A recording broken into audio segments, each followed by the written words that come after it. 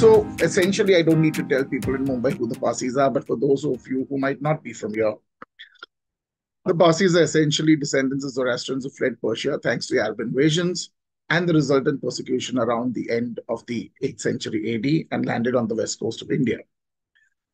They're a group of followers of the Prophet Zoroaster, Parsis from Pars or Persia, and they're basically Zoroastrian immigrants who emigrated here, well, again, and spread all over India. Uh, the various different people who have worked on the Parsis have had a lot of things to say. Now, interestingly, Parzor, the Parsi Zoroastrian Foundation, says there are about 137,000, with roughly 69,000 living in India and 20,000 in Iran, the rest scattered elsewhere, and about 2 to 5,000 in Pakistan. These numbers are all not really solid and, well, a worrying cause to the Parsi community in general. Now, the Parsis, according to the oral traditions, landed at a place which they named Sanjan. Please note, they named this place Sanjan in memory of a place that had given them a place to hide in the Caspian Sea region of the Mazandaran province. And there is, to this very day, a place called Sindan over there. The Kisse Sanjan, written in 1600 AD, a little over 800 years after they had come to India, was the only, well, somewhat historical text available to add to this oral tradition that we came down. And there's a very, very garbled tradition amongst the Parsis, with all kinds of names being thrown around of much later peoples as actually being part of this transition, etc. So the Kisse Sanjan is then rewritten as such with an edition. It's called the Kisse Zarathustra Hindustan, which continues the story after the fall of Sanjan all the way to the Parsis in Navsari and their history, which was written in the mid-1700s. And of course, there are some very interesting colophons and discussions to and fro between Nariman Hoshang and the priests of the Zoroastrians who survived in Iran, called the 26 Riwayats. Now, interestingly, we are asking questions, they are answering them. Zoroastrianism has changed much in Iran in the intervening 600, 700 years. And the answers that we are getting back don't quite agree with what we know. And like a diaspora, typically, we are holding on to the older ways of doing things, and we have not adapted, whereas the diaspora in Iran have adapted quite a lot. To add to this are some very interesting local epigraphic sources. We have the famous Rashtrakuta copper plates of Indra III and Krishna III, dated to the 10th century AD, specifically talking about a group of interesting people who have an anjuman at the site of Sanjan. The third plate is the Chinchani copper plate of Chamunda Raja, ruler of Sanjan during the time of Chintu Raja, and is dated into the middle of the 11th century AD. These are basically all about a grant to a matha, and successively, successive rulers have extended the same grant whilst talking about the various other communities there. The last two Chinchani copper plates out of the set of 5 are issued by local rulers who have their own little kingdom at Sanjan. These are called the Moda rulers or the Modi rulers. And they have Samyana Pattana, which they talk about. And they very specifically, again, are dated just after Chintu Raja and a little later. We believe they are father-son duo that we're talking about here. So it talks about the rise of a Pattanam during the Shilara period from a smaller town in the period prevailing before that, but definitely a port town, because the specific word Vetakula is used by the Rashtrakutas, which means a port. And interestingly, there is a Tajik governor called Madhumati. Now, interestingly, the Tajiks are a very casual term used to describe the Muslims and Arabs coming to India. And Madhumati, and believe you me, this took me by surprise the first time I learned it, is essentially a translation of Muhammad into Sanskrit. Luckily for us, we have coins by a ruler called Muhammad, who on the reverse in Sanskrit has his name transcribed as Madhumati, so we are quite sure that we are on very solid ground here. The Moda vassals claimed to rule the state of Sanjan and mark its southern borders near Agashe, which is Virar, just north of Mumbai. There are also a vast number of Arab accounts referring to Sindan, which scholars feel is basically the ancient name of Sanjan. So just to go through a few, Al-Biladuri, Ibn Hawqal, Al-Ishtikari, Al-Masudi, who wrote the famous geography, Ibn Battuta, they all come, but some of them come, some of them don't come, but talk about it geographically and essentially between the 9th and the 12th century AD, talk about this in great detail. They confirm what we're hearing from the Rashid copper plates. And there is also a slightly later Persian account from the 10th century AD by Buzurg ibn Shahryar al-Ram Kurmuzi in his Kitab Ajaib al-Hind, who talks about the wondrous goods coming from here. In 2001, I was approached by Dr. Manika Merkar and Dr. Homi Dhalla on behalf of the World Zatushri Cultural Foundation to excavate the site of Sanjan and prove without doubt that the Parsis landed here. I tried explaining to them that this was not necessarily possible, and they were quite shocked. The first thing that I had to explain to them was that a brick is a brick, a potsherd is a potsherd, iron nail is an iron nail. It doesn't say this was used in a Parsi house versus any other kind of house, and that, ethnicity on the basis of archaeology was very difficult unless we had some very, very specific ethnic / Zoroastrian structures or objects or inscriptions or something like that. I then asked them who had located the site to excavate. And they looked me deadpan in the eye and said, "Isn't there a site?" And I said, "On what basis did you think there was a site?" And they said, well, everybody says we landed at Sanjan, so there must be a site, right? I said, it doesn't quite work that way. And in sheer panic, raced to Pune, to my alma mater, Deccan College, collected whatever maps I could of the coast, and then zipped back to Sanjan the day after that to try and locate the site. Stopped more or less at the location I would have expected the site to be, and decided to conduct explorations. And before I could, I wanted to go down the bank of the Varvadi River and attend to a call of nature. I completely forgot about attending to anything because under the roots of a huge banyan tree was a large mass of medieval bricks.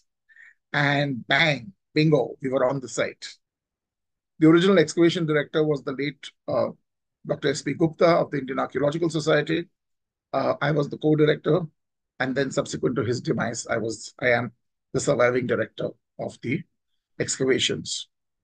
The excavations, much to our surprise, and I'll be taking you through all of this, revealed an enormous wealth of ceramics, glass, numismatics, various artifacts, which could all be used as temporal markers. Very, very specific ceramics, very, very specific coins, very, very specific glass items, and various other artifacts told us very, very categorically that we were looking at a very specific period, and that most of this material, especially the ceramic and glass, was all coming to us from West Asia.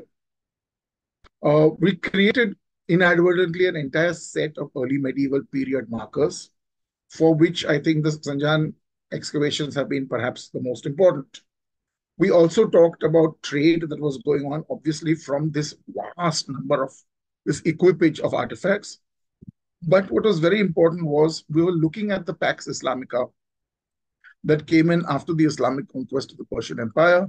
And we had a large number of ships sailing all the way to China and back. And this period of this thing that we very loosely call the Pax Islamica, where most of the sailors spoke Persian or Arabic or both, resulted in a huge amount of trade with China and with the Persian Gulf. And of course, the Red Sea, the east coast of Africa, the east and west coast of India, and parts of Southeast Asia, extending all the way to at least Taiwan and southern China, if not elsewhere. What we found was, interestingly, Chinese ceramics, telling us that Sanjan was topped on going and coming both ways. And there was a lot of evidence of beautiful brick-built houses, a lot of evidence of sanitation in the form of ring wells used as septic tanks, things that we were not supposed to find, definitely on the west coast of India or in most parts of India, during this period. This was the period that had been very often referred to as the period of urban decay by people like R.S. Sharma and Irfan Habib, and rightly so because they looked at the data from the Ganga Valley. But it appeared to be that the Pax Islamica and the kind of trade that was going on the west coast of India denied this non-urban nature and created a hugely urban complex, which we ultimately plotted at roughly about 2 kilometers by 1 kilometer in size. So we excavated for 3 seasons, and this is the location of the site of Sanjan. All maps are from Google, unless otherwise stated. Sanjan lies exactly on the border with Gujarat and Maharashtra. On the Gujarat side, but on the border. In fact, at Sanjan railway station, there is no Sanjan railway station east, because Sanjan railway station east would have been in Maharashtra instead of being in Gujarat. Most people till then had carried out explorations of the modern town of Sanjan and determined that there was nothing to prove the existence of a Zoroastrian archaeological site or any site whatsoever, Zoroastrian or otherwise. This was sadly because when they did this work, the site of Sanjan that they thought existed at the town of Sanjan was in the absolutely wrong location. The modern town of Sanjan is built on the railway line that was sanctioned when the Gaikwad gave permission for the Bombay, Baroda and Central Indian Railways to happen. And this was much, much later, after the site had been abandoned. And every roughly 7 miles or so, a station was created by the BBNCI so that the coal-fed steam engines would have a place for water and coal whenever necessary. So modern Sanjan basically came up because of this and was named from the nearest village available, which was the village of Sanjan, which lies halfway between ancient Sanjan and modern Sanjan. And you can see the site of ancient Sanjan pinned on this map. And you can see Nargol and Umargam next to it at the mouth of the Varoli Creek or the Varoli River. And this is the Varoli going past Sanjan over here. And on the north is the famous Koli Khadi and the Tukarnala. So this is the site of Sanjan. There is a beautiful Portuguese fortification with a hexagonal fortification, which sadly has been turned into a coconut orchard and is therefore only visible as a large clump of coconut trees. The modern village of Sanjan or Sanjan Bandar is essentially a Muslim village made up of trading families who belong to the medieval period. Modern Sanjan, of course, lies on the right-hand side, and you can see the railway tracks. You can also see the Varoli winding down. And at the point where the Varoli more or less has its highest navigable reach was the medieval port or the medieval anchorage of Sanjan. Now, what is very important about this medieval anchorage is that this anchorage was actually active till about 50-55 years ago. And what we know from most of our sources and which we could confirm from local sources in Sanjan was that Sanjan was the shipping off point for bamboos used for scaffolding and building all over the Middle East. So all over the littoral sites in Yemen, Oman, the UAE and Kuwait, all the entire infrastructure that was built up through the 18th, 19th and 20th centuries, all of the, or rather I would say till the middle of the 20th century, all the scaffolding and some of the material that built these houses came from the Basta forest, the great bamboo forest of Basta, which has sadly been depleted, and was shipped out from Sanjan. And ships would be waiting at Umargam, larger ships to take on their loads and to go from there. This is a sea-going vessel on the Varoli Creek. And what you see on the left-hand side are the tendrils of that same, well, ill-fated or fortuitous banyan tree under which I found bricks. So the road which goes alongside the creek actually sits on the site itself. A 30-ton boat is seen on the opposite side There are no longer any boat owners on this side, and since that is the depositing bank of the river, that is where the active fishing village has shifted to. But there is a large village of Machis, of fisher folk, sitting on the side of Sanjan itself. Now, the first time we conducted archaeological work, we found these two potsherds in a recently plowed field where a gentleman was putting up a small rose garden. Um, we were very excited about this, and a very senior archaeologist who I will not name, so I don't want to embarrass him, promptly told us that this was typical Mughal pottery. Having not seen typical Mughal pottery before, we were all very happy about it, saying that, perhaps you're looking at the upper horizons of the site. Very, very careful analysis by Dr. Abhijit Dandekar, my ceramist and close friend, actually revealed that this was something called the Sasanian Islamic turquoise glazed ware, a late Sasanian ceramic which continued into the Islamic period and has a life between the 6th, 7th, and the 11th centuries AD. Large urns are made out of this. This is a beautiful kaolin ware with glaze on top of it, and this is essentially a transport ware. It's meant to transport fragile goods out at sea so that the sea dampness and the salt does not damage the goods. So very similarly, you have the large brown jars that come from China, which are part of the China trade, and you will see them in houses even today, Parsi houses, Goan houses, and so on and so forth. So we conducted excavations, and this was the section that we had in the first season. We have two very, very clear occupation levels of a very fine occupation. At the base of layer 2 is the first level that you see over here. If you can see my, Suki, can you see my cursor? So this is the later level, and you have two beautiful ring wells sunk over here. And you have an earlier level whose ring well has collapsed into its pit. This was, by the way, a much finer, deeper ring well, and the surface is over here of the house. And this is an entire solid brick house over here. You have brick walls jutting out above, so there's an interim phase, and you have, of course, the phase on top. These ring wells are essentially to collect the whole day's wastewater from your kitchen, your bathroom, and your toilet, and allow that water to sink down during the night. And they can be reused for a large number of days till the solid waste has to be emptied out. This is a very strong sign of the urban nature of the site. You rarely ever have a plethora of these at a rural settlement, because you just have a pit in your backyard, and if your water runs off a little bit, it's okay because there's usually nobody behind you. You can't quite do this in an urban setting, and you can't have your toilet water running into your neighbor's front yard. So you need sanitary fittings. This is the overhead view or the plan of the site. This is the massive brick wall that you see over here.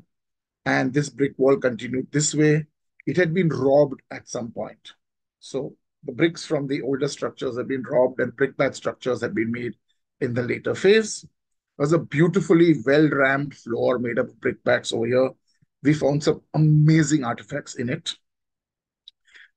This corner over here was perhaps the most important corner as far as we're concerned.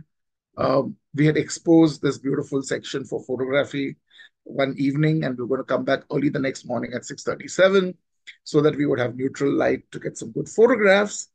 And when we came back, the corner brick over here had been completely knocked off by children playing catch and cook, who had kind of run into our trench because this was in the middle of their village.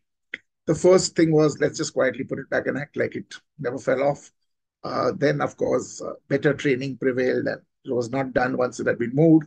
So we prepped the site again. We had a temporary chowkidar that night. But while prepping the site, we got rid of the binding material between the bricks, the binding material below this brick that had been kicked off. And in that, we found two beautiful silver coins. And this was the first one. We call a cut fraction. This is the cut fraction of an early Islamic Abbasid silver dinar of Harun al-Rashid. This is the famous Harun al-Rashid of 1001 Nights, of the Sherazad fame. And cut fractions are basically cut to match the weight of local coins. Thousands of cut fractions of the Abbasids are found all over Europe because there was a lot of trade at that time. Till we excavated here, we had never ever found a cut fraction of Harun al Rashid or any other Abbasid ruler. Subsequent, I have had about half a dozen of them identified by various people. So we are very, very proud of this. That's a cut fraction on the right hand side. And this is a beautiful whole example from the Tehran Museum. So this has the Tehran mint mark on it. And you can see over here what I'm talking about, this entire structure. So we were very thrilled when we found it. We also have a large number of coins of the Amirs of Sindh. The Amirs of Sindh or the Habbarid dynasty is a very, very little known dynasty, uh, little studied also, sadly, that existed between the 10th and the 11th centuries AD in Sindh. And we have a number of Habbarid coins over here. These coins are very, very thin, very tiny coins. As you can see, the coin is barely about 6 to 7 millimeters in width. These coins are usually about zero point 0.3 grams in weight and pure silver. We also have some very interesting examples of what we call Gadhia coins or Indo-Sasanian coins. You can see the mimicry that's taking place of the Sasanian coins on a much thicker flan, as we call it, but a much smaller coin. So if you can follow the face of the king over here, this is his nose, his forehead, his amboda over here, his eye, his lips, and his chin. His beard tied under his chin over here. So you can see how this coin is being mimicked. And over here we have the fire altar on reverse. There are a large number of similar coins with variations in them found from Gujarat, North Maharashtra, parts of the Kutch, southern Rajasthan, and even from Madhya Pradesh. And some of them start very early in the 10th, 11th centuries AD. Many of them continue to the 12th, 13th centuries AD. For those who are interested in knowing why these coins suddenly start appearing, you can read Living Without Silver by John Dial to understand the huge shift that took place in coin making. This is the coin that we found along with the cut dinar of Harun al-Rashid inside that river clay that we removed between the bricks. Now, we have something called Shanti. So when you build a house or a structure, you always put something precious over there to appease whatever you may disturb. So we believe that this is one such thing. This was a very, very startling coin when we found it because there was obviously Brahmi script on it. So surprisingly, this is one of the last usages of the Brahmi language. And luckily for us, we have two of these from the site. This is a coin of the Rashtrakuta Emperor Amogavarsha Nripatunga. And or Amogavarsha the Great, Amogavarsha the First, often definitely from the 9th century AD. There is the regnal symbol of the Rashtrakutas, the elephant walking towards right. On the reverse, it says Sri Amogavasa. It is the first time that we actually have the reigning name of the king and not one of his birudas on the coins, because Rashtrakuta coins to this point were very, very difficult to identify, very few and far between, mostly of the Gunatunga kind that were found. Now, what we know from the records of the Rashtrakutas is that the Emperor Amogavarsha Nripatunga came to, the temple of Mahalakshmi in the northern Konkan. Today, the temple of Mahalakshmi is about 40-45 kilometers away from Sanjan at a place called Charoti, but it's only been there for the last 100 years or so. We believe it was originally at Sanjan. More on that a bit later. But on the Bali Pitham of the Devi, that is the sacrificial altar, Amogavarsha Nripatunga cut off his little finger and offered it to the goddess, so that through him, because all kings ruled by divine right, she would feel the pain of his people. And legend says that it poured that year after, a whole 6-year cycle of drought or whatever. We also found a large number of beautiful beads from the site, carnelian beads, agate beads, gorgeous glass beads, which we call eye beads that you see on the top line, and lovely areca-shaped terracotta beads. On the extreme right-hand side in the center is a beautiful purple hexagonally faceted glass bead. Then we found these so-called late Roman 7th, 8th century AD segmented glass beads, often sometimes called gold foil beads, because if you look at the extreme left-hand case, you'll see what looks like gold color in between in the bottom segments. There is no gold foil. It's just two different kinds of glass that are layered one on top of the other before they're crimped, and the refraction gives you this fake gold foil look. These were made in Turkey, and this is also very interesting. This is a beautiful necklace, completely made up of examples found on the surface by the local peoples. So we have all of these from the excavations, from the later phase of the excavations, around the 13th, very, very terminal 13th century, 14th century AD. And these were brought to me by a local gentleman who said his child used to be very sickly, and he was told by a fakir that these beads would ward off evil. So he paid the local children who were playing there in sweets to collect these for him after the monsoons. And he built this for his child, who is now grown up and has children of his own. And he'd love to sell it to me, and he did for the enormous sum of 250 rupees. On the floor of that house, in the earliest levels, we found some very, very interesting glass bottles. Now, we found a lot of glass at Sanjan, a serious amount of glass. I mean, I cannot tell you. Uh, we were just shocked by the amount of glass fragments that we were getting out of the site. Having never excavated an early medieval site before, we had no clue what we were looking at. So these are Persian Gulf glass bottles belonging to the 9th, 10th century AD. And we were able to identify them purely because some kind of archaeological gods were kind to us. While perusing a book at the Strand bookstall, my wife was working on the glass, saw this beautiful book by Carboni on the Al Sabah collection of glass, the greatest collection of Islamic glass in the world by the Al Sabah rulers of Kuwait. And just flipping through it, there was a beautiful picture of two faceted bottles, a 13 faceted and a 9 faceted bottle, and our 11 faceted bottle fits right into the set. So we could probably sell this for a decent amount of money if we ever did. The year we came was a very, very good rain year, and it cleared a lot of debris from the site and the banks of the river and exposed a large number of houses. And you can see brick course houses right under the road. And much to our surprise, well into the tidal waterline, we saw bricks jutting out. So we put in a small rescue excavation consisting of a 2 meter by 2 meter trench.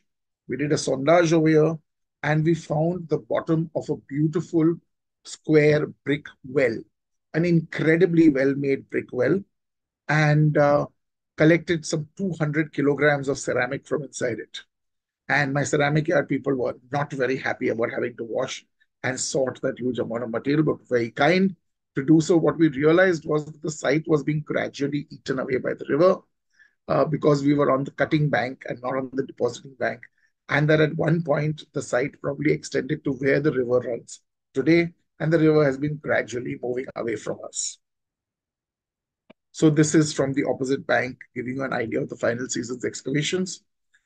This over here is where the excavation trench is, and you can see a bamboo ladder jutting out from inside the excavation trench if you look very carefully.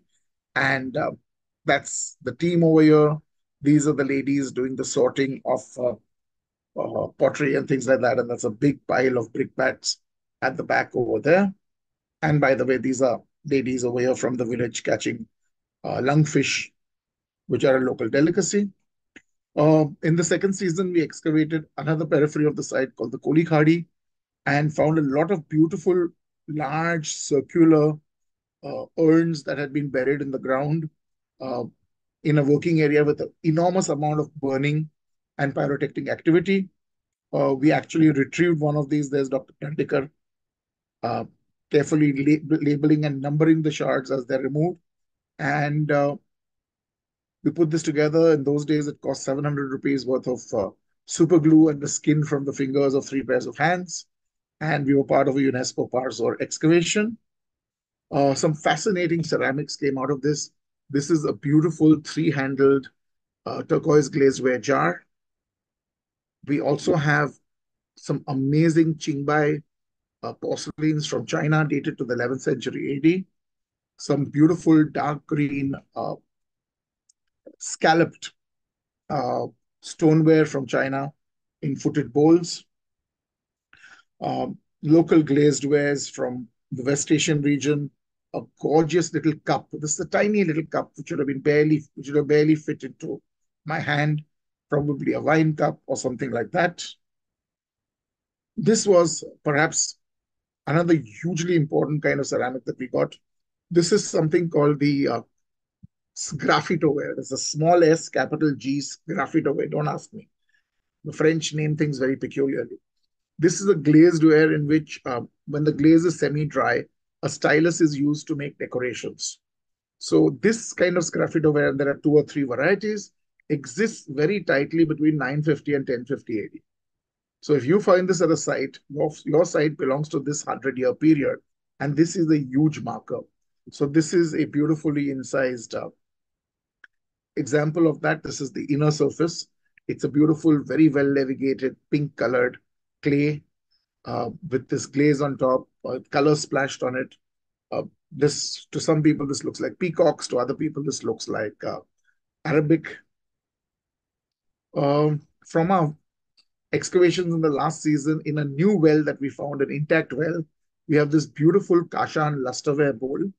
And this is a funny four-footed bird with a long beak looking over its back. And this occurs on a number of other bowls also, which quite confused us. And we thought there was some kind of lettering around it. What we found out was this is called pseudo-script. Everybody wants bowls with things written on them. And most potters are illiterate. But the problem is solved because most of the people buying the stuff are also illiterate. So this ceramic is made specifically in Kashan, and it's called Kashan lusterware. You can see the glint on it. Very difficult to photograph. This is the outside of the same bowl. It's absolutely the identical bowl you just saw. This is the outside. Very muted, beautiful, small-footed stand. We also have this thing that we call eggshellware, which probably came from China. And some very, very local ceramics. This is a tiny little bowl, the only intact piece of ceramic that we found at the site as such, a very local redware bowl from Gujarat itself. We also found this beautiful little theriomorphic vessel in the shape of an elephant. The elephant's got beautiful bangles on its front legs, and it's got a small hole on the top. It's a small globular vessel on which the elephant has been built. And either an ink pot or a unguent jar, we don't really know. And then we found an entire burial ground. Much to our surprise, the last activity on the periphery of the site was treating the site as a burial ground. We were very, very surprised to find these skeletons. And we found this one first, and it's got only one arm because we knocked off the other arm in the section. That's how we found it. This is HS1. There's HS2 over here. There used to be a large tree at some point, which has eaten away the top of the skeleton.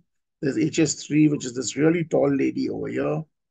There's HS4 here. There's HS5 in the section and HS6 that we found. We brushed the entire Kolikhadi Mount and noticed shallow depressions all over it, telling us that there were a vast number of graves, probably 70, 80 graves, if not more, that we could identify just by the naked eye. And this told us that the last activity of the site seemed to be rather macabre. What we do know from the Qissa Sanjan is that the site of Sanjan was attacked by one Sultan Muhammad, especially his general Alf Khan. The Parsis put up a very valiant defense for the local king. They prevailed on day one while the women, children, and priests ran away with the sacred Iran Shah fire that the Parsis had lit after coming to India in memory of Iran and in gratefulness for getting this kind of opportunity to live again and worship again that which they wanted to. And the boys kind of held back the armies. On the second day, it was a complete rout. The armies of the local king of Sanjan fell and Sanjan was destroyed. So we surmised that this was possibly, very crude manner of disposing of the dead, uh, when the usual systems of the Towers of Silence were completely and totally overwhelmed by the sheer number of dead. Close-ups of some of the skeletons that we have. In the final season, we excavated this large mound locally known as the Bhastu. So Bhastu is a local Machi word which describes the Parsi Towers of Silence, which is a circular walled structure with a slightly sloping platform inside it and a dry central well on which bodies are placed and then allowed to, the mercies of uh, actually the sun, Khorshed Nigarashni, but if the birds, etc., do their bit, that is also part and parcel of it.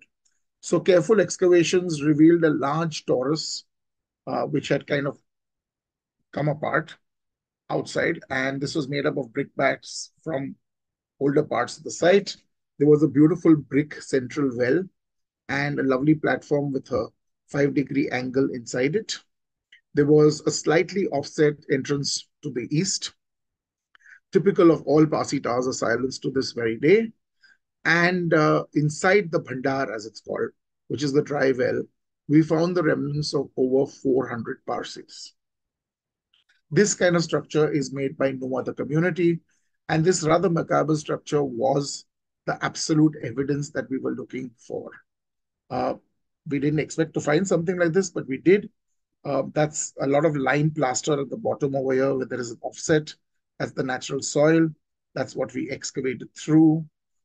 This is the section. This is the natural soil here, and this is a layer of human bones. This is the brickbat debris from the wall collapse and spreading, and that, of course, is the natural soil on top post-abandonment.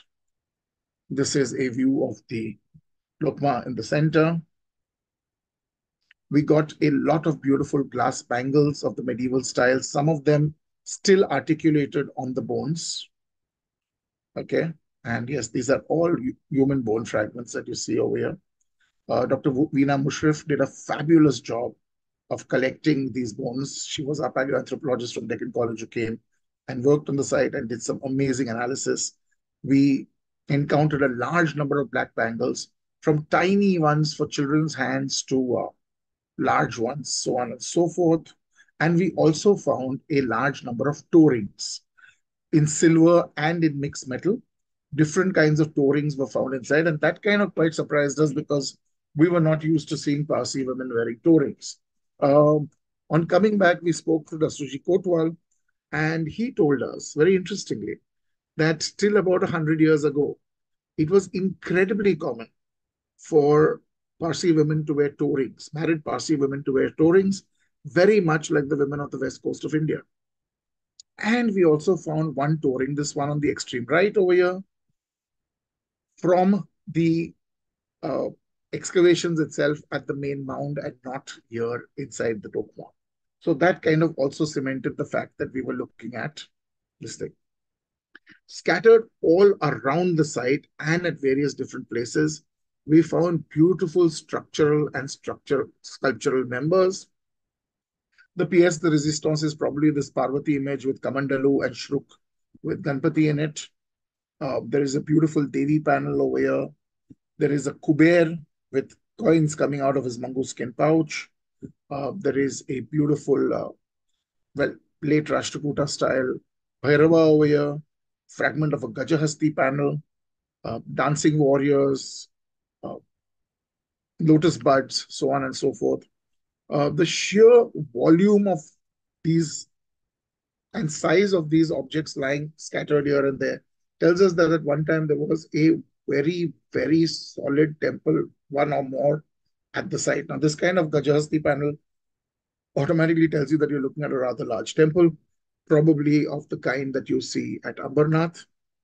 We know that the Shilaras built uh, about 11 odd temples in this region of the Konkan. Maybe this was one of them, and definitely it looked like it had been completely wrecked. We looked at the various different ceramics that we have. The turquoise glazed ware gave us a very clear date of the 6th to the 10th centuries AD. The luster glazed ware told us about the 9th century AD. The sgraffito ware gave us a date between the 10th and the 11th centuries AD. The Kashan lusterware belonged to the 12th and 13th centuries AD. The Syrian blue glaze pottery again belonged to the 11th and with the 12th and the 13th centuries AD. And we had a lot of monochrome glazed ware, which has also been found at Kambat, and which I'm told is probably Burmese of all things. And of course, we have the Yuan Qingbai wares from China. So this basically gave us a very good idea about the dates of the site. Now, we have the cut fraction of an Abbasid dinar, 786 to 809 AD, very tight on Harun al-Rashid. A Rashtrakuta drama of Amogha 814 to 878 AD. Kandhari dirhams of the Amirs of Sindh, again, you know, uh, 9 to 11th centuries AD, an unreported type of Gadia coin, roughly 9 to 11th century AD. We also have a couple of very worn Yadava coins. This one is not from the site. This is just for representative purposes of the 12th, 13th centuries AD. And the pièce de résistance was a copper two-gunny coin found on just below the surface where we had the famous burials at Kolikhadi. And this belongs to Alauddin Khilji. Uh, Alauddin Khilji came through Gujarat using the coastal route and not the usual route through North India, through the center of India in 1297 AD. His armies were led by his general Alf Khan. Now, just to make matters difficult, there are a number of Sultan Mahmuds and a number of Sultan Mahmuds who had an Alf Khan as a general, which just means number one Khan, okay? Which would make a very good Akshay Kumar movie, Khan number one. But the earliest of them all, and the one who actually called himself Sultan Mahmud on all his coins, especially on those beautiful silver dinars, which he minted out of the silver that he got from Devgiri, was none other than Sultan Mahmud or Muhammad Alauddin Khilji. He called himself Al Sultan Al Dunya, the ruler of the world, and he called himself Sikandar Al Sani, which means the second Alexander. So this is one of his coins which we found at the site, and we believe that the Sultan Mahmud mentioned in the Qissai Sanjan was none other than Alauddin Khilji, whose general Alf Khan went through this way. So the sheer volume of circumstantial data tells us that this was a massive port city, uh, continuously in touch with West Asia, a very important early medieval port site, participating in the maritime trade of the Indian Ocean littoral, established in the late 8th century AD, continued till the 13th, maybe very early 14th century AD, and then, of course, probably lingered on afterwards, but no longer as the kind of site that it was. The Dokma, or the Tower of Silence, categorically tells us that it was definitely occupied by Zoroastrians. Um, the dates, surprisingly, are almost absolutely spot on with the Qissai Sanjan. Now, the Qissai Sanjan is an absolutely terrible Persian poem. I mean, it's such a terrible Persian poem that if you ever had to study Persian poetry, this would not be an example of Persian poetry. The poet starts off by going on and on ad nauseum about how he is not worthy of writing poetry, and he's completely right about this. He should not have written poetry. We're very grateful that he did, because had he not done so, we would have not had this. And he tells us that it was his teacher, his old teacher, who told him about this, and then he put it to verse.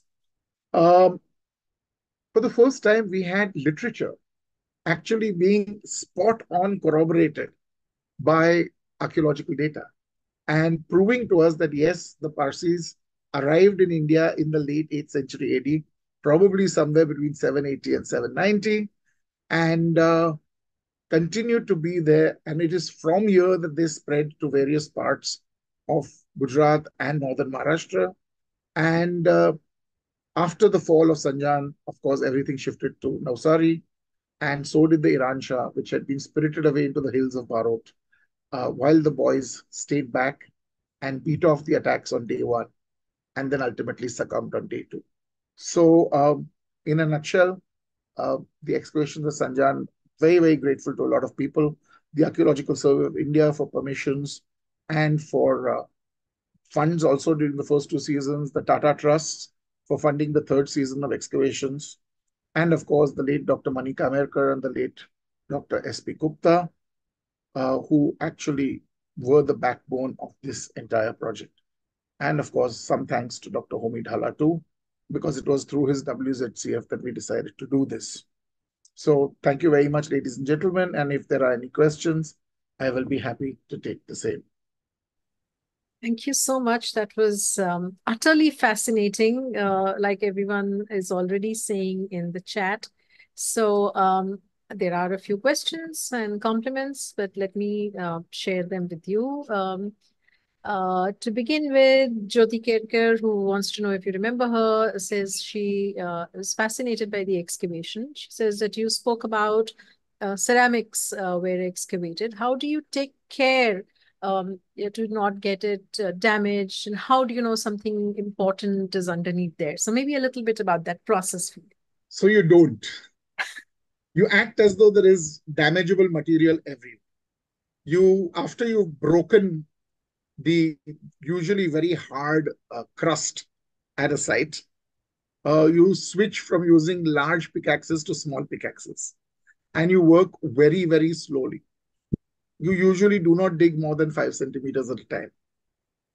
You dig in very, very tight lots, as they are called, of 5 centimeters. So you grid the site in a 5 meter by 5 meter grid. These are called trenches. Each trench is divided into 4 quadrants, and you excavate one quadrant at a time. And then when you've gone down a certain extent, you can see the sections. So in case you punch through something, you know that it's still there elsewhere for you to get at. And that's the way you slowly go through it. Most pottery is very, very solid. Breaking pottery is not really a problem. It is the animal bones, sometimes that can be fragile. It is the glass that can be fragile, and a few other things like this. You try to excavate as carefully as possible. And yes, there is some breakage that takes place. Usually, in a perfect world, you go back and you have enough time in a laboratory to clean all your material and stick all your material back together and do this. But few people realize, and sadly, I mean, no offense to any of the people who helped us excavate, people do not realize that post excavation work costs much more than excavations. And try as we could, funding was, well, just not available. I can imagine insane amount of funding would be required for putting together your findings. So I'm going to follow up, skip Gautam's question and follow up with her second question, which she says, what intrigues me is how do you give up all the hard work that you've done and all the things that you've excavated, this great stuff you found, and how do you give it to the government? Why don't you get to keep something? Oh, so Sanjan excavations were a bit of a anticlimax. I can say it after all these years. Uh, the principals of the project, Dr. Dhala, sadly insisted on keeping all the material for himself under lock and key. And it hurts. It hurts. But when you take up permission, there is somebody who says that they will be responsible for the objects. And since it was the World Zatoshri Cultural Foundation under Dr. Dhala, that was the person in charge of the material. Uh, as much as I would have liked more access to the material that I excavated, and subsequently I've realized not quite to make this mistake again, but it was a learning curve for me also. Uh, you win some, you lose some, Suki. You Yeah. try and you record as much as you can. Yeah, it hurts.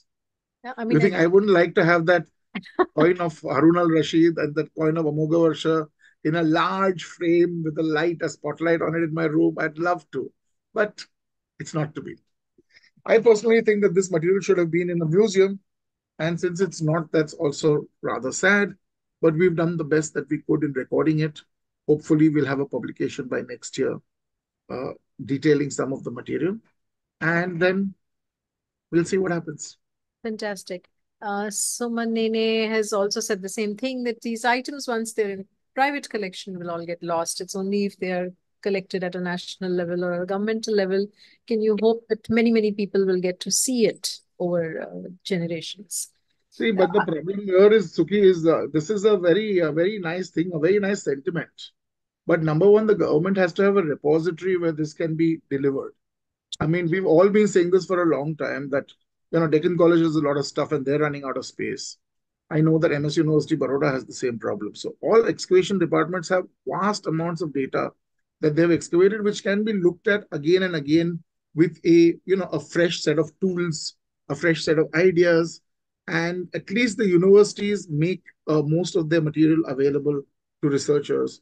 The Archaeological Survey of India tries, but they have repositories scattered all over the place, and some of them in very bad conditions. Uh, and it's not their fault. It requires a lot of money.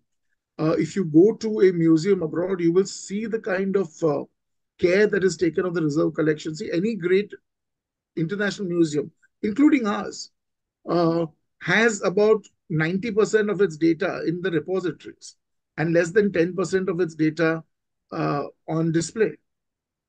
And these reserve collections have to be hermetically, sealed very often and things like that. So that all requires money, and we are a poor country in some ways. As So we one hopes heritage is on top of the Maslow hierarchy, so it's the last thing that gets attention. completely. I mean, do we inoculate children? Do we take care of hunger? Do we take care of healthcare? Do we educate our kids, or do we take care of our heritage? I mean, as a heritage professional, I think we should take care of our heritage desperately. True. But Such is life. Gautam asks you whether there were any coins found with the Garuda motif and Arabic legend at Sanjan. yes, a number of them were found. They've been published by Dr. Padmakar Prabhune. Uh, it's not exactly a Garuda motif necessarily, but we found some very odd Islamic coins. A couple of them with what looks like somebody in Padmasana on one side and an Islamic motif on the other. One coin definitely which looks like some kind of an eagle or something. But the ones that really tossed us were these really worn out silver coins with definitely Arabic on one side. Very difficult to discern what it said because they were really worn, corroded coins, and a very clear person sitting in Padmasana on the other. But again, worn out. Uh, I have never seen coins like this. The numismatist that I spoke to also said that they've never seen anything like this. Uh, we hope that there will be more excavations. See, Suki, before we excavated this site, nobody had ever undertaken a categorically early medieval excavation on the west coast of India, or for that matter, in interior India. Oh, wow. Uh, Subsequently, we found out that the site of Shandor in Goa, which is the capital of the Kadambas, was excavated by the ASI. But sadly, the archaeologist in charge died Oh, while he my. was preparing the report. So there's no report of that. But we know that there is some material that was published by the Archaeological Survey of India, which tells us that they had turquoise glazeware too. We'd love to know the bulk of their findings. But Sanjan has been the first place that published the kind of ceramics that we had, which allowed us to create these profiles of ceramics which would allow you to date your site. After we excavated at Sanjan, Dr. Gopte and Dandekar excavated the site of Chinchani, where the famous Chinchani copper plates were found. And much to their surprise, there was really not much deposit over there. Uh, the Chinchani copper plates had been moved to Chinchani when they were, located there. The site of Chinchani, interestingly, when they were excavating, is a very small deposit, about 40-50 centimeters. Revealed, much to their surprise, much to their surprise, graffitoware. So just those two sherds of graffitoware told us that the site was established in the 10th century AD and into the 11th century AD and a little later. So, the repercussions of the excavations and the reverberations have been very good. And we've got a lot of very good uh, material coming in, from others who are using our site and our data. But much more work needs to be done. And again, as you said, heritage is right on top of the Maslowian hierarchy, right? I mean, we use it for elections, but well, So, Oishi wants to know if if there were burial sites had burial goods and a pattern and the placement of skeletons and So their own. interestingly, all the burials were in a clear north-south orientation. They were not just dumped over there. This was not, a landslide that happened or people just dug holes and threw bodies in. No, they were very, very systematically buried. Number one. But the burials were very shallow, which is, again, perhaps a very hurried way of burying people. Um, we saw absolutely zero, and I'm saying this, absolutely zero uh, evidence of burial goods of any kind. I mean, the only ceramics that we found were ceramics from the site itself, part of the debris of the site. Um, Very funnily, the skeletons which had intact skulls all had their skulls facing to the right like this. And we thought originally that this was facing towards the west, towards Mecca, and that this was perhaps an Islamic burial. And we spoke in detail to the Muslim people who live in this area, and they were very, very categorical that none of their graveyards are over here, and that they have very good records of the last few hundred years, and their burials do not take place here, and they would never bury this shallow. In fact, the Kokri Muslim communities use a very interesting burial technique known as peti, where you dig about 4.5 to 5 feet deep, and then you kind of create an L-shaped burial chamber, and you wrap up the body in a chatai before you place it there on its side facing towards the west, and then you fill up the shaft. You don't fill up that little alcove that you made for the body. Um, we had nothing like that. Uh, Again, subsequently, after coming back from excavations, when we spoke to those people who understand the Parsi methods of burial of the dead, what they told us was very categorically that wherever and whenever it is impossible to use a Tower of Silence, you use something called an aramga. Today's modern aramgas will use flat pieces of stone, polished marble, usually to make like a coffin. So they lay out stones in the bottom, they put stones inside, they put stones on the top, and then place the body inside, so as to not pollute the earth. But in earlier cases, this was not the case. And when the body is placed inside, interestingly, the toes are tied together and the arms are crossed across the chest before the entire body is wrapped in a shroud. So what we found surprisingly was that the feet were incredibly close.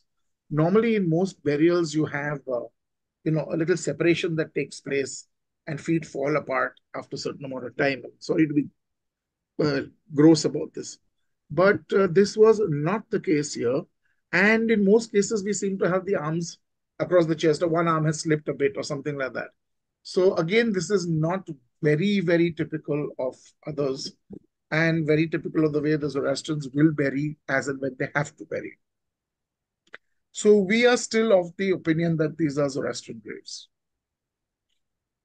So, is there a significance to black bangles? Because you said that they were found with bangles and found. So again, this bangles and these storings thing was a very, very Indian thing that the Parsis picked up. See, glass bangles are a very Indian thing. Torques in metal and all that, and bands in metal may have been worn by Bronze Age peoples all over the world. But glass bangles are essentially a very, very Indian thing. We have them from the 5th to the 4th century BC, roughly, onwards in India. I mean, some of them are in my PhD, so that kind of thing. Uh, Definitely something that they adapted after coming to India, whilst they were being part of the general milieu. Uh, the black bangles. Now, very funnily, it's the colors red, a very pale watery red or green. It is always worn by Parsi women, and it's usually today a large, thick bangle. Right. Okay. It can be a flat bangle, it can be a round bangle, but it's usually a very solid bangle. I mean, I remember my mother had a pair which were like, worn and slightly chipped, but they were just impervious. We were so hoping that they'd break so that we could buy her new ones. But as she said, you got to take these off my hands when I die. Oh my goodness. And she'd had them for some 20 plus years. So they do break and you change them. We call it chital. It's a very uh, Gujarati word for bangles. And, one or a pair award. This otherwise is not happening uh, for Zoroastrians in Persia. Mm. Black bangles are really weird. We don't really see black bangles in the modern era. Right. Um, Because black has become an inauspicious color. yeah, but what you have to understand is black would be the cheapest color of glass at one time. Right. So it just might be purely economic reason. I'm shooting in the dark over here. Okay, we don't know why so many predominantly black bangles are found. So there are bichrome bangles, there are colored bangles, but mainly black bangles. A couple of them are like this small and beautiful little, would have been tiny little children who would have been put. What was more important was why were we finding tourings? I can understand, impossible sometimes to pull off a corpse. Mm. Why were we finding bangles inside the Towers of Silence? So what we found out was still about 225 years ago or so, and a little recently after that in some places also, there was this great belief amongst Parsi women that they would like to be taken to the Towers of Silence with their bangles on, which meant that they would like to die before to predecease their spouses. So this was a very strong MCP sentiment as such. But this is why married women were always, or unmarried women, were always confined to the Towers of Silence with their bangles. And then this was discontinued uh, by the Bombay Parsis at some point and considered to be quite not the done thing because you should go to your maker the way you were born, etc., all of that. This is fascinating research, and I agree with Sucharita that where can we read about this? You mentioned something about a book So coming. I have articles on my academia.edu profile. Look for Kurush Dalal, you'll find my preliminary articles there. Um, and like I said, we hope to come out with a small book on the excavations by 2025 end. So hopefully we'll have that. And much to our surprise, Dr. Mushrif was part, and by default, I was also part of as the provider of the material. We were part of a major DNA uh, research project. Sanjan, I mean, this is something that I'm quite proud of. For the first time, we recovered ancient DNA in India from the site of Sanjan. And we proved that it was possible with medieval DNA at least. And the DNA was very fascinating. Uh, the male DNA from Sanjan was, well, clearly about 98% what we call Iranian Highland type, blah, blah, blah, blah, blah. The female DNA was 50% local, Ah.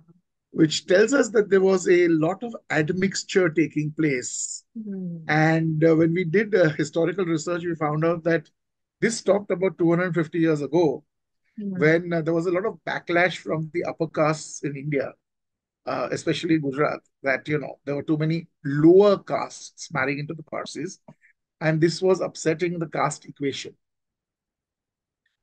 So otherwise, the Parsis were very acceptable as, acceptable to everybody. They do their own thing, whatever. But this too many lower caste people. Now, interestingly, it's not just lower caste. A lot of the Parsi DNA today, especially mitochondrial DNA, which you only get from mother to daughter, uh, is probably Varli DNA. Oh, And we know this because after the Varlis, the second highest rate of G6PD is G6PD. amongst the Parsis. And this is not an Iranian trait. And yeah, again, the Parsis are not very happy about these things being discussed because they would like to believe in some kind of racial purity like everybody in India does. But this is the truth. And as I keep telling my students, the truth will not set you free. And there's so much more of it to be found. So I'm so glad you talked about the DNA because that was a question hovering in my head that now that you found these burial grounds that you could do a test. Naveen has a question saying, did Sanjan ever overlap with Sopara or any other nearby Oh, port? yes, most definitely. Okay. Most definitely. So we have the same kind of glazed wares coming to us from surface explorations. Siddharth Kalia and his team have been working there along with Monisha. And we have a lot of the same kind of glazewares from the site over there. We have a number of sites up and down the coast now where we get similar glazed wares all the way down to Kerala. So, right almost at the tip of Kerala, we have the site of what has been identified as Balita from the Periplus. And the excavators over there also have turquoise glazed ware. So, that's a lecture for a different day on turquoise Yes. glazed ware and the early medieval period on the west coast of India. Maybe you will come back to talk about that. And I'm going to rush through the rest of the questions because there are quite a few, and I know you have something else to head out for. Um, Pranav wanted to know if there's a difference of dialects and accents between the Parsis and the Iranis. Of course, the Iranis came in the middle of the 19th century. So they uh, automatically started speaking uh, and adapting to uh, a newer dialect when they started using Gujarati. The Parsis speak definitely a dialectically different Gujarati from mainstream Gujaratis, but then again, there is no way to define mainstream Gujarati. Hmm. Are you from Kathiawar? Are you from Desh? Are you Surti? Are you Ahmedabadi? So there are various different dialects. In between, we all use the same script, essentially, the same Gujarati script that we use. And most of the newspapers Hmm. are also very much in Gujarati. So the oldest newspaper in India is a Parsi newspaper, the Mumbai Samachar, and it's still being published. And it's a Gujarati newspaper read by more Gujaratis than Parsis. The Jame Jamshed, drink of Jamshed, which is knowledge, uh, is now only a weekend newspaper or kind of like a newspaper magazine, which is also in Gujarati, but in more Parsi nuanced Gujarati than, otherwise, because it's almost exclusively read by the Zoroastrians. So it all depends. But yes, there is a difference. The Iranis are being amalgamated at a tremendous rate, and most of them do not speak Dari or Farsi any longer. And more of them, their Gujarati is very much like that of the rest of the Parsis. In fact, a lot of Parsis today don't speak Gujarati. Too much anglicization. That's true of many communities, I think. So, yeah, we're You all. win some, you lose some. There is a question from Ritika whether the dancing warriors have any connection to the yoginis.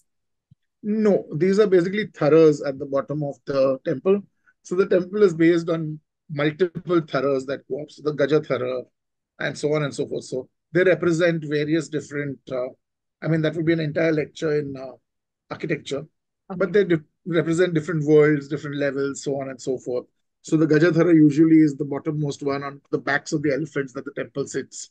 Hmm. And we see this very early on at places like Pitalkhora and Pandolini and things like that, right from the Buddhist phase. So, yeah, there are various different things like this. And like I said, we must have you back here at another time for some of these other interesting topics. Lots of compliments for you. I'm going to rush through those. And then Sucharita wants to know what happens to the site after the excavation is over? Do you preserve it? Do you cover it? Or do you wait for, maybe the Okay, next? so you never leave it open, never. Okay.